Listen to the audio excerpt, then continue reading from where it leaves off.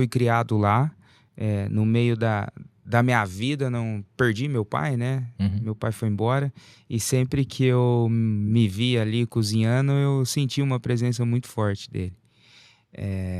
Não só isso, desde muito cedo eu sempre fui o amigo churrasqueiro, assim, eu sempre fui o cozinheiro da turma, da família, desde muito cedo.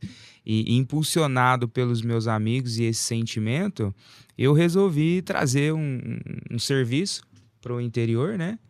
Que não existia. A Sim. gente sempre conta que abrimos um mato aqui. É. Foi um momento de ascensão da carne, como começou assim, os BBQs, steakerias, né, para todo Sim. lado. E como eu trabalhava muito em São Paulo, isso já funcionava muito bem lá.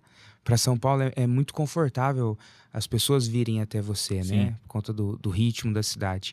E aí, fazendo uma pesquisa de mercado, assim, eu vi que não tinha nada parecido aqui. Tinha os buffets tradicionais que vão até eventos, mas eu queria alguma coisa que eu me pudesse me sentir seguro, que é a carne, que é de onde eu vim, é onde eu gosto de mexer.